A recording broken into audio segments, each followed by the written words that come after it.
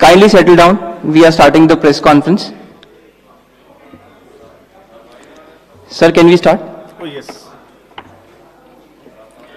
A very good afternoon, all of you. I welcome you all to this press conference by the Election Commission of India to announce the schedule for the State Assembly elections in Maharashtra and Jharkhand.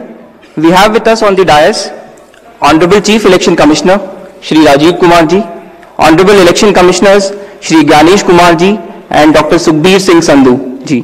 We also have with us on dais Senior Deputy Election Commissioners and Deputy Election Commissioners of the Election Commission of India. I am Anuj Chandak, Joint Director Media for the Election Commission. The format of the press conference will be as follows. There will be a brief address by the Honorable CEC along with a very informative presentation. The copy of presentation will be shared with you along with the press note and all of the details after the press conference conclude. After the address by Honorable CEC, we will be having a question and answer session. I would request all of you to kindly raise your hand and the mic will come to you. Kindly introduce yourself, your name and organization and ask your question. Thank you so much. Now I would request Honorable CEC to kindly address the media. माननीय निर्वाचन आयोग Shri Ganesh Kumar ji on my right side, निर्वाचन आयोग doctor Sukhbir Singh ji Sandhu on my left, आयोग के वरिष्ठ पदाधिकारीगण और media के सभी फ्रेंड्स और इस प्रेस कॉन्फ्रेंस में जुड़े हुए सभी हमारे वोटर्स, आप सबका इस प्रेस वार्ता में स्वागत है. We welcome you all at this press conference which is about the declaration of the schedule for the ensuing state assembly elections in Maharashtra and Jharkhand. Friends, मैं इस वार्ता को शुरू करने से पहले चुनाव आयोग की तरफ से और आपके माध्यम से सर्वप्रथम हरियाणा और जम्मू कश्मीर के सभी मतदाताओं को, वोटर्स को चुनाव में बहुत ही सशक्त दमदार पार्टिसिपेशन के लिए मैं मुबारकबाद देना चाहता हूं, धन्यवाद करना चाहता हूं. जम्मू कश्मीर की आवाम ने जमहूरियत के जश्न को ऐतिहासिक बना दिया. भारी संख्या में पार्टिसिपेट कर अपने जमहूरी हक का शानदार उपयोग किया और जिसने लोकतंत्र की मजबूत नींव रखी है. दुनिया में सबसे बड़े लोकतंत्र के रूप में भारत हर चुनाव में गोल्ड स्टैंडर्ड्स तय कर रहा है, रिकॉर्ड बना रहा है. इन दोनों चुनावों में जो जज्बा दिखाया गया वो लंबे समय तक याद रहेगा. आप सबको वो पिक्चर्स, वो माहौल निश्चित रूप से याद रहेगा. जम्मू कश्मीर की आवाम ने जमहूरियत के जश्न में लोकसभा चुनावों में जो बुनियाद बनाई थी उस पर एक बहुत ही सशक्त इमारत असेंबली इलेक्शंस में लिखी है और इस जनादेश ने नई आशाएं और उम्मीदों को संचार दिया है. Now it is over to the people of J&K to take this democratic journey forward. और हम एक नया गोल्ड स्टैंडर्ड और सेट कर रहे हैं.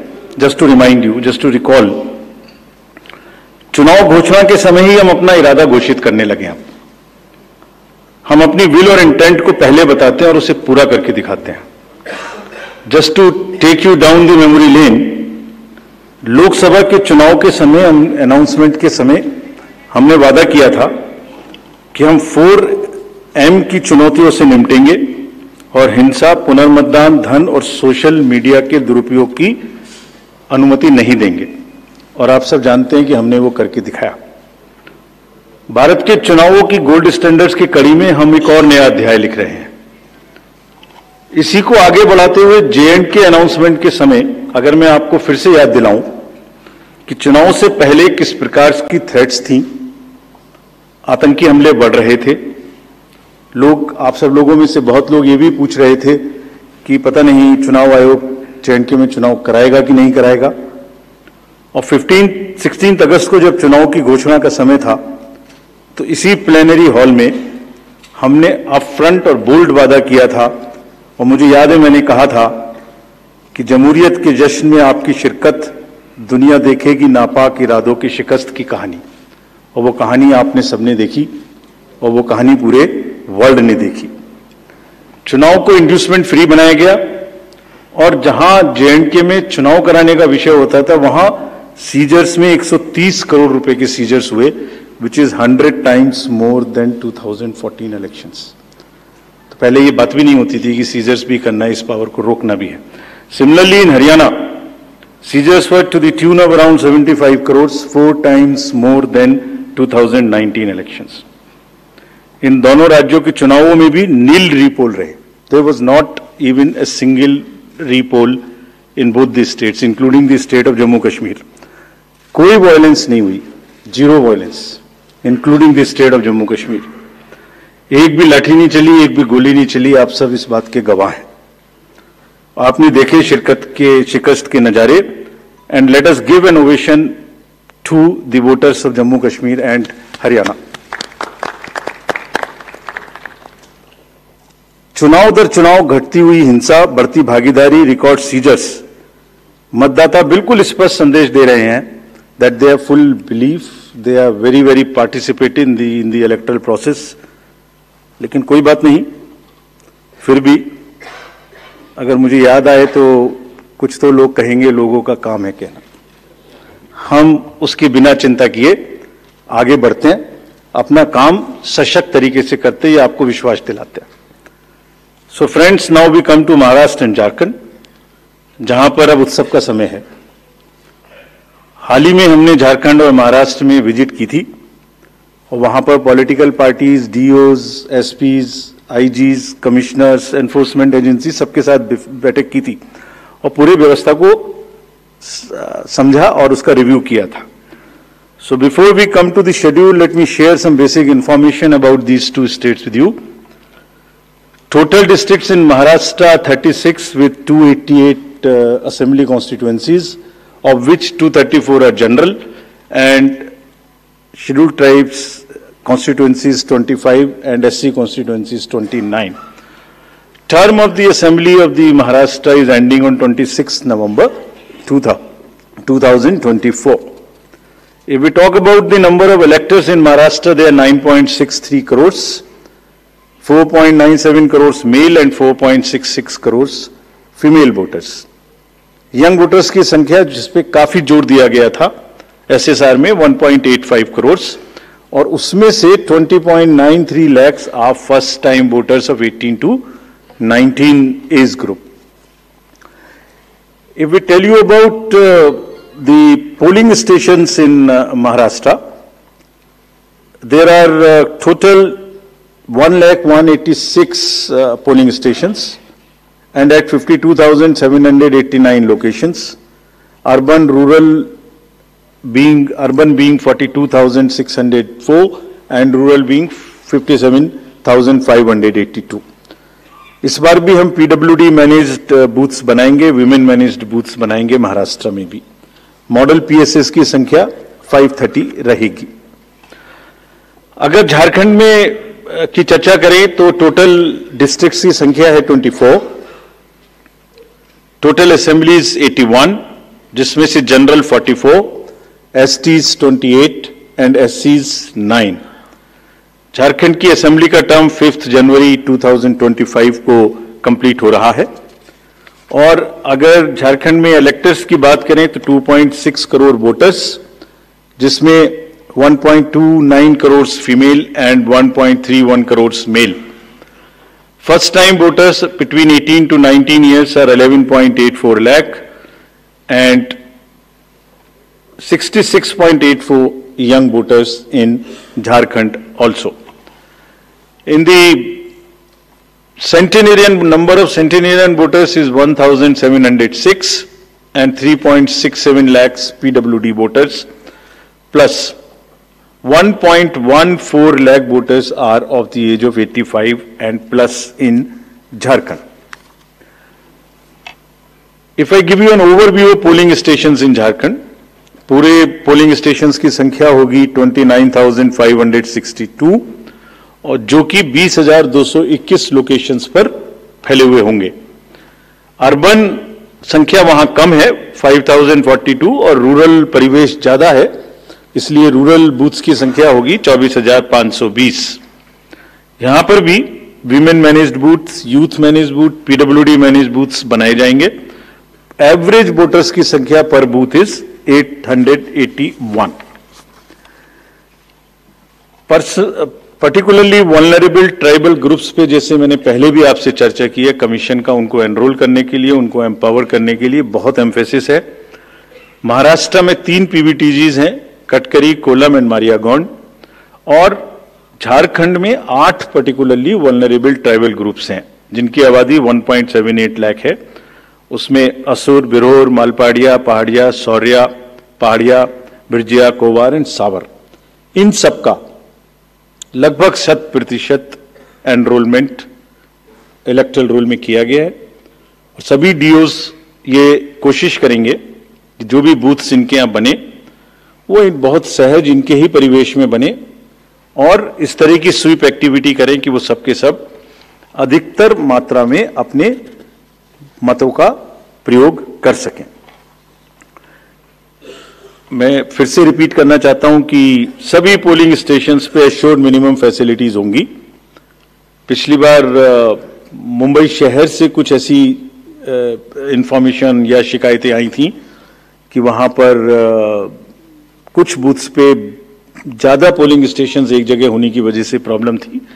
इस बार हमने रिव्यू में बहुत ही सख्त हिदायतें दी हैं, उनको रिव्यू किया, रेशनलाइज किया गया है पोलिंग स्टेशंस को। तो हम उम्मीद करते हैं डीओज विल वर्क, और वहां इस बार म्युनिसिपल कमिश्नर मुंबई को डीओ भी घोषित किया गया है ताकि जितने रिसोर्सेज उनके पास हैं उन सबको वो उसमें इस्तेमाल कर सकें। एक और व्यवस्था की गई है जो हम पीछे से कोशिश कर रहे थे, अब हमने उसकी इंस्ट्रक्शंस भी इशू कर दिए कि पोलिंग लाइन जब लगती है तो उसमें लाइन के बीच में भी थोड़ी कुर्सियां या बेंच लगाएं, ताकि अगर आधा घंटा लग रहा है तो बीच बीच में कहीं ना कहीं 5-7-10 मिनट के बाद आप 2-3 मिनट के लिए बैठ जाएं तो थोड़ा अच्छा लगता है, मतलब थकान थोड़ी कम महसूस होती है, खासतौर से बुजुर्ग लोगों को। तो ये व्यवस्था भी सब पोलिंग स्टेशंस पे रहेगी। Friends, if I come to the next, ease of voting for senior citizens PwDs, this will be followed. You have all the experience of the pan-India coverage of facilities for the persons with disabilities and senior citizens. Her senior citizen जो 85 years से ऊपर हैं, उनको घर से vote देने की सुविधा उपलब्ध रहेगी। फॉर्म 12D वितरित किए जाएंगे सबको, और जो भी उसको भर के देते हैं उनके पास में हमारी टीम वोट लेने जाएगी और जाने के समय में सभी कैंडिडेट्स को लिखित में उस रूट चार्ट का और उस जगह की सूचना देगी ताकि वो साथ में एकम्पनी कर सकें और उनको ऐसा महसूस ना हो कि किसी के घर पर किसी ने प्राइवेसी ऑफ द वोट को नहीं मेंटेन किया। They are entitled, they are welcome to participate and go along with the polling parties to the houses of the senior citizens and PwDs. और पूरी जो व्यवस्था है उसकी videography of course goes without saying will be done so that there is a foolproof record. वैसे भी पूरे चुनाव में आप जानते हैं कि कोई भी प्रक्रिया ऐसी नहीं है जिसमें वीडियोग्राफी ना होती हो, जिसका रिकॉर्ड ना रखा हो, सो दैट जहां पर कैंडिडेट्स पार्टिसिपेट ना करते हो और जहां पर वीडियोग्राफी ना होती हो। So every process of this can always be checked and seen. जैसे क्रिकेट में एक्शन रिप्ले होता है, तो अगर वहां गेम के समय एक्शन रिप्ले नहीं हो सकता तो बाद में हर जगह हर प्रोसेस की वीडियोग्राफी को देखा जा सकता है। इसी प्रकार से जो नेक्स्ट अगर मैं आपको बताऊं तो जो टेक्नोलॉजी है उसका हम फिर से बहुत यूज करेंगे। वोटर हेल्पलाइन ऐप में सभी वोटर्स अपनी सारी डिटेल्स देख सकते हैं, वो कहाँ मतदाता सूची में कहाँ नाम है, कहाँ फैमिली टुगेदर है, कहाँ उनको पोलिंग स्टेशन है, वो सब चीज देख सकते हैं। CVIGIL of course we have been very enthused. जैसे लास्ट पार्लियामेंट्री इलेक्शन में हमारे 10,000 करोड़ के सीजर्स हुए, जैसे मैंने अभी बताया J&K एंड हरियाणा में भी रिकॉर्ड सीजर हुए। We are sure that in Jharkhand and Maharashtra also the voters the enlightened voters will inform us on C vigil about any malpractice which they notice in their area and we will reach there in 90 minutes to handle it. सभी candidates जिनकी criminal background है उन्हें अपनी सूचना देनी पड़ेगी 3 बार papers में, और सभी voters as a matter of right can see on our app which is KYC know your candidate. हमने जो मीटिंग्स मैं आपको सिर्फ सारांश में ये बताना चाहता हूं कि जो मीटिंग्स हमने झारखंड और महाराष्ट्र में की, तो डीओज, स्टेट एजेंसीज को बहुत ही सख्त हिदायतें दी हैं, मतलब बहुत ही सख्त मीन्स बहुत ही सख्त, कि वो हर तरीके से फ्री एंड फेयर इलेक्शंस कराएंगे, हर तरीके से लेवल प्लेइंग फील्ड को एस्टेब्लिश करेंगे। उनको ये स्पष्ट बताया गया है कि किसी भी पदाधिकारी के विरुद्ध अगर ऐसी सूचना आती है और ये प्रमाणित होता है कि उन्होंने कोई भी कार्य ऐसा किया जिससे लेवल प्लेइंग फील्ड डिस्टर्ब होती है, एक पार्टी को पक्ष, एक पार्टी को नुकसान, तो very stern action will be taken against them. This has been very, very clearly told to everyone. किसी भी तरीके का प्रलोभन, वही 4 M's जो पहले हमने बात की थी, मनी का डिस्ट्रीब्यूशन, फ्रीबीज का डिस्ट्रीब्यूशन, शराब का डिस्ट्रीब्यूशन, ड्रग्स का distribution, will all be under strict watch. All airports, all landings of the aircrafts in the field will all be checked. There would be extensive polling, the checkposts on the borders of the interstate for checking interstate movement, और कहीं से भी multi disciplinary teams वहां बनाने के लिए कहा गया है, यानी जिसमें एक्साइज भी होगा, पुलिस भी होगी, जीएसटी भी होगी, ट्रांसपोर्ट के भी लोग होंगे, ताकि वो 24/7 उनकी चेकिंग कर सकें। और साथ में ये भी हिदायत दी गई है कि चेकिंग का मतलब ये नहीं है कि कॉमन सिटीजन को कोई भी हैरेसमेंट होना चाहिए। That precaution must very very carefully be taken about all of them. सभी पोलिंग स्टेशंस 2 किलोमीटर के अंदर हों। किसी भी कंट्रोल रूम्स की स्थापना होगी हर डिस्ट्रिक्ट में, so that they can handle the social media narratives if there is anything which is wrongly being conveyed. ये सबका सब वहां पर निश्चित रूप से व्यवस्था होगी। सारांश में, if I summarize everything before coming to schedule, I would like to say that चुनाव लोकतंत्र का ऐसा त्योहार है और ऐसा उत्सव और पर्व है जिसमें सभी वोटर्स की भागीदारी बिल्कुल आवश्यक है, वांछनीय है, आवश्यक है, रिक्वेस्टेड है। We appeal to everyone to come and vote in large numbers in these elections also. साथ ही सभी राजनीतिक दल, सभी कैंडिडेट्स से भी अनुरोध है कि पूरे नियमों का पालन करते हुए कैंपेनिंग के दौरान निर्भय होकर कैंपेनिंग करें। लेवल प्लेइंग फील्ड एस्टेब्लिश करना हमारा काम है, लेकिन उसको वायलेट ना हो, उसमें कोई एक्सेसेस ना हो, ये उनका भी काम है। Now I come to the schedule for Maharashtra. This will be in single phase. The notifications, date of notifications are in front of you. 22nd October would be date of notification. Last date of making nomination would be 29th October. Scrutiny on 30th October, and last date for withdrawal 4th, and date of poll in Maharashtra would be 20th 11. Counting would be on 23rd 11 24, and you will notice that date of poll is Wednesday. This is deliberately, which lot of scheduling, whatever goes into scheduling, we have tried that it is midday, so that issue of urban apathy is handled. And in case of urban apathy, we are really very concerned. We want to make appeal through you to all our esteemed voters in the urban areas to please come and vote. It's not a healthy trend which is reflected. If I give you a brief of what is happening across the elections in the urban apathy, we will share this slide with you. If you look at various states, you look at Gurgaon, you look at Faridabad recently. Last elections, you look at Jubilee Hills, Hyderabad. You look at Bangalore South. You look at Gujarat, Gandhinagar, Kolaba, Mumbai City, Pune, Thane, all are much below the state averages of each state. We will be conducting a special meeting of the municipal commissioners and DOs within a week's time to appeal again to do whatever we can do to motivate the voters in the urban areas, but the trends are really not not good. If I show you the Lok Sabha, that was the Lok Sabha, if I show you legislative assemblies, see the lowest, the Colaba was just 40%. 62 of 64 urban ACs in Maharashtra were less than the state average in 2019. So was the case in the parliamentary elections 2024 also. And just to give you a contrast, if you compare, so what was the situation in Lok Sabha in Kalyan was 50%, Mumbai South 50, Mumbai North, Thane, Pune, Mumbai South, everything 53%. And these were the lowest 6 parliamentary constituencies out of the lowest 10.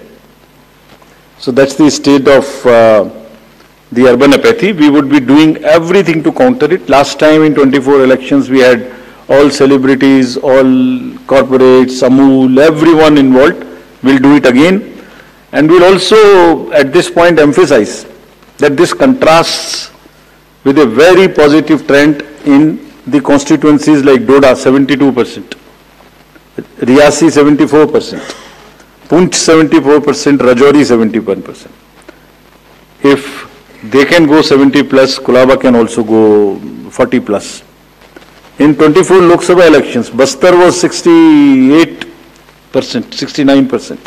Gadchiroli, Manipur, states after state, tough areas.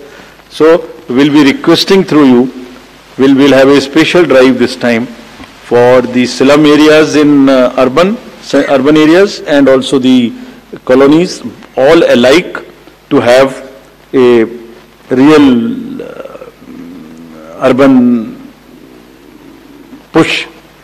I do not want to name a specific thing, but there are booths in Faridabad and Gurgaon in the recently held elections, and they are the poshest places where voting has been around 20%. So again, we will be doing a lot of work on this to do whatever we can do to attract the urban voters. Now, friends, coming to Jharkhand.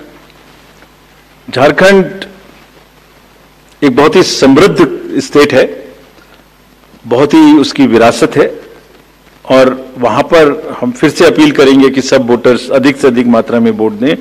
Schedule would be like this. Jharkhand would be in 2 phases.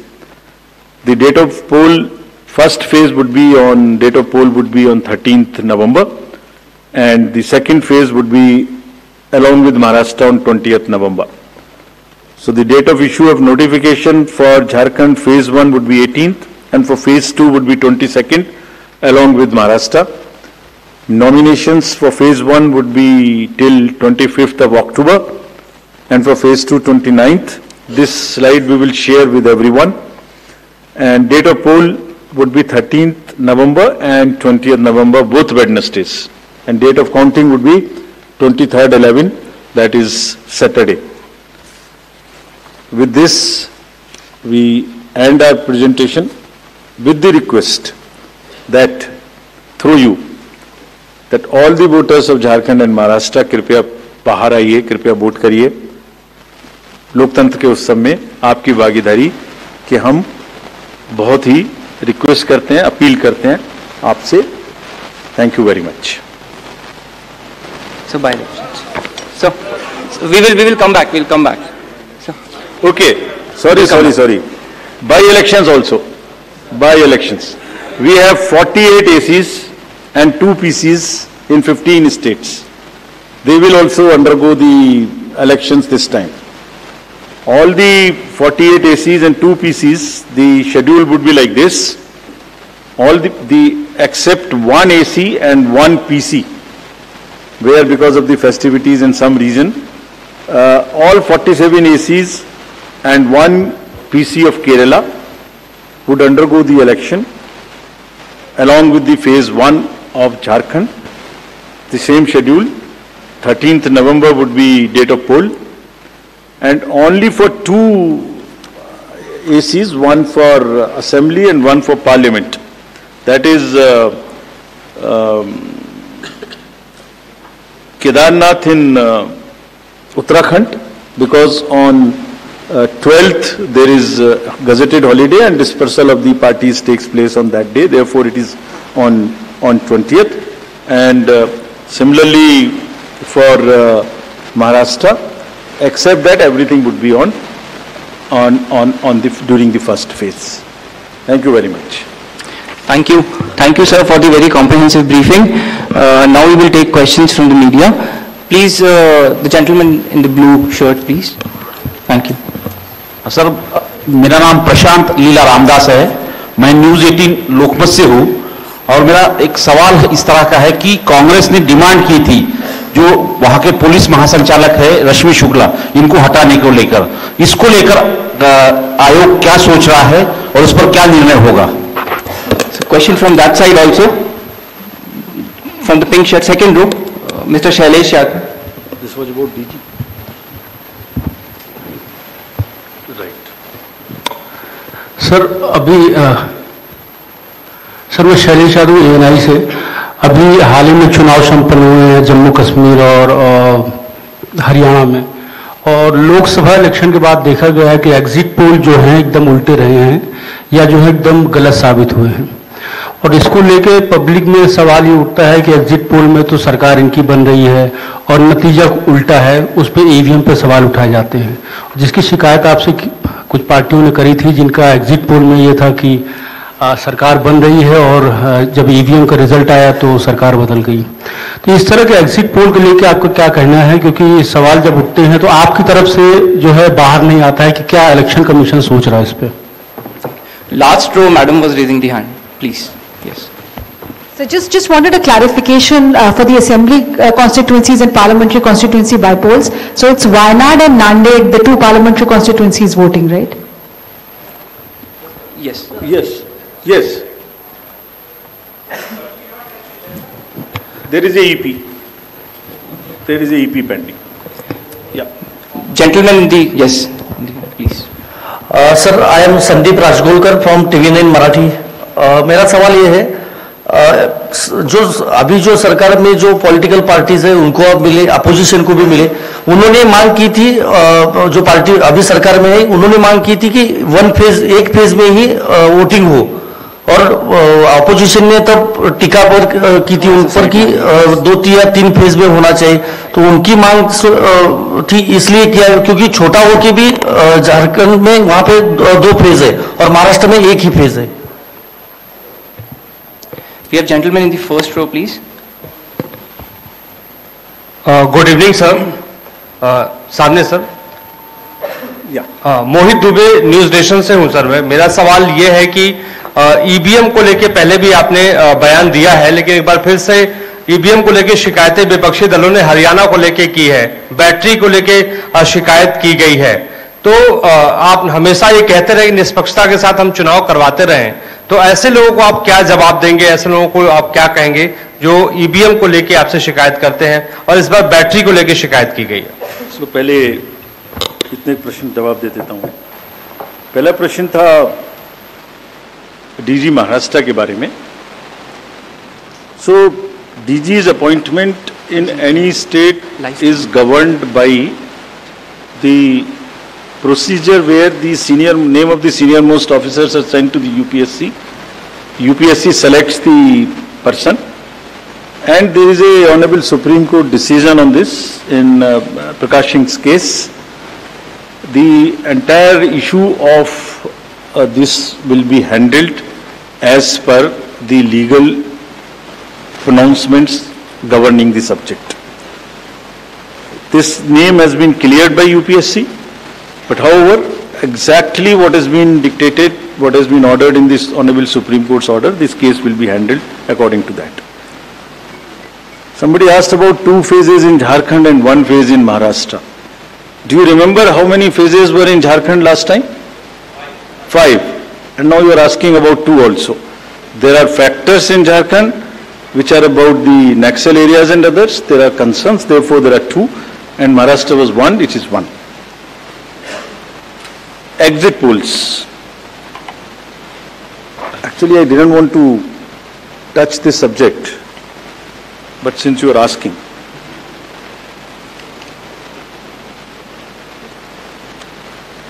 Exit polls के आने की वजह से, exit polls के एक expectation set करने की वजह से एक बहुत बड़ा, लेट मी एक्सप्लेन, एक बहुत बड़ा डिस्टॉर्शन पैदा हो रहा है। ये आप सब लोग यहां हैं, ये एक आत्मचिंतन का और आत्ममंथन का भी विषय है प्रेस के लिए, खासतौर से इलेक्ट्रॉनिक मीडिया के लिए।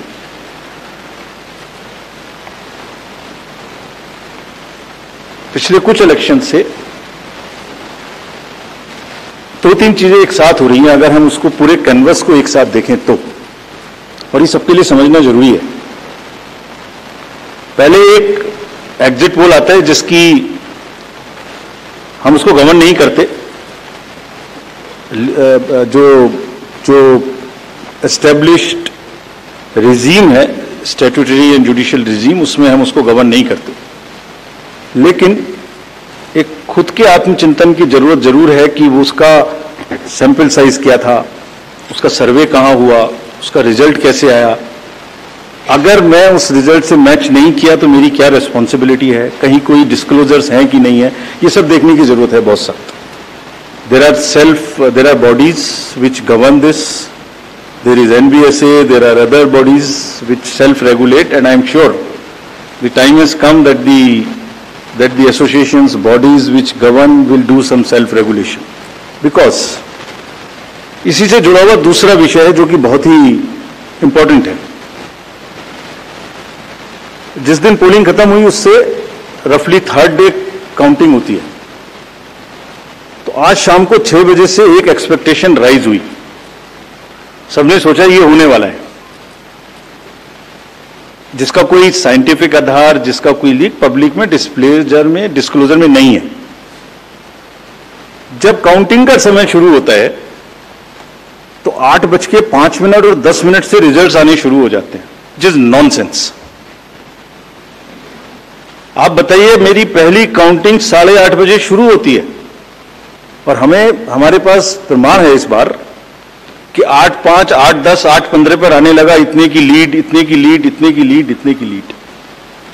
ऐसा तो नहीं है, I am just posing question, we are not gone into this, but ऐसा तो नहीं है कि एग्जिट पोल को जस्टिफाई करने के लिए वो शुरू में ट्रेंड्स आ गए कि हमने तो ऐसा कहा था, वैसे ही ट्रेंड हो रहा है, बाद में जो होगा वो होगा। और अचानक से पहला रिजल्ट एक राउंड का 8:30 बजे जब काउंटिंग शुरू हो रही है तो 9 बजने में 10 मिनट, 9 बजने में 5 मिनट से पहले 20 मिनट भी लगेंगे एक राउंड में, तो आ ही नहीं सकता।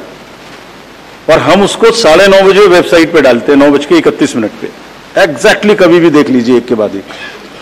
9:30 पे हम उसको अपनी वेबसाइट पे डालते हैं, फिर 11:30 पे डालते हैं, फिर 1:30 पे डालते हैं। चलिए, आपके कोई कॉरेस्पॉन्डेंट वहां मौजूद थे, उन्होंने पहले बता दिया।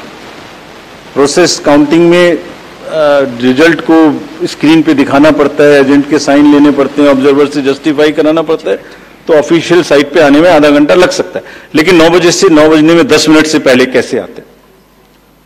और उससे क्या होता है, एक तो एक्सपेक्टेशन है एग्जिट पोल्स की, उसके बाद 8:45 बजे तक मैंने दिखा दिया उसी के मापदंड से कि वो लीड कर रहे हैं लोग। तो वास्तविक रूप से जब वो एक्चुअल रिजल्ट्स आने शुरू होते हैं तो एक मिसमैच होता है, and that mismatch is also giving this can lead to serious issues sometimes. Even the gap between expectation and achievement is nothing but frustration.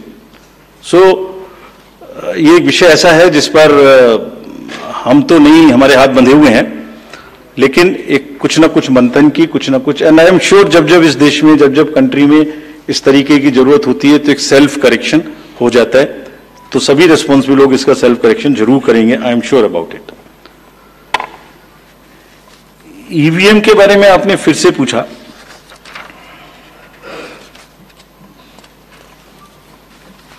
बहुत बार मैं बता चुका हूं आपको, थोड़ा समय लगेगा तो फिर से बता देता हूं। 6 महीने, लगभग 5-6 महीने फर्स्ट एफएलसी शुरू होती है ईवीएम की। मैं 2 बात बता रहा हूं, बस मोटी सी 2 बात, बाकी सब आपको मालूम है। वो टेम्पर नहीं हो सकती, उसमें कोई कनेक्शन नहीं हो सकता। अभी लोग पूछते हैं जब पेजर से उड़ा देते हैं तो ईवीएम को कैसे हैक नहीं कर सकते, ये भी पूछते हैं। जब कोई किसी कंट्री में पेजर से उड़ा दिया तो ईवीएम हो जाएगी। अरे भाई, पेजर कनेक्टेड होता है, ईवीएम कनेक्टेड नहीं होती। एनीवे, दो बात मोटी मैं आपको बताता हूं, बहुत मोटी। 5-6 महीने पहले एफएलसी होती है, first level checking of the EVMs, और मेरे पास में पूरा रिकॉर्ड है। ये हम जो भी ईवीएम की शिकायतें बाय द वे आई हैं, वो हमारे पास 20 शिकायतें आई हैं। हर 20 शिकायत का हम इंडिविजुअल जवाब देंगे, फैक्ट बाय फैक्ट। तो इसमें कोई डाउट नहीं है। We will convey to each candidate to assure, this is our duty. Actually हमारी ड्यूटी है कि अगर कैंडिडेट ये पूछ रहे हैं कि आप बताइए, तो हम उन्हें बताएंगे, निश्चित रूप से बताएंगे, लिख के बताएंगे, पूरा डिटेल्ड बताएंगे और जल्दी ही बताएंगे। तो I am not going into individual cases, और उन सबको पब्लिश भी कर देंगे ताकि आप सबको भी पता लग जाए। But first level checking, randomization, second randomization, storage में रखना, स्टोरेज से बाहर निकालना, कमीशनिंग करना, कमीशनिंग के बाद वापिस स्टोरेज में रखना, फिर उसको पोलिंग डिस्पर्सल के दिन ले जाना, फिर उसको बूथ पे पहुंचाना, बूथ पे पूरा दिन वोटिंग कराना, फिर सील करना, फिर वापस स्टोरेज में रखना, फिर काउंटिंग के दिन निकालना, फिर पूरे दिन दिखाना। इसमें हर समय पर पॉलिटिकल पार्टी या उस कैंडिडेट या उसका एजेंट मौजूद रहते हैं। जब मशीन में कमीशनिंग होती है, उस दिन उसमें बैटरी डाली जाती है। पहले आया था, पहले और बहुत सारी चीजें आई थी कि वो हैक हो सकती है, उसका वोट इधर डाला तो इधर जा सकता है, कुछ हो सकता है। ये पहली बार आया। अब हम ये भी सोच रहे हैं कि इससे अगला क्या आएगा, हम नहीं समझ पा रहे इससे अगला क्या आएगा, बट लगता है अगला भी कुछ आएगा, रुकेगा नहीं। मतलब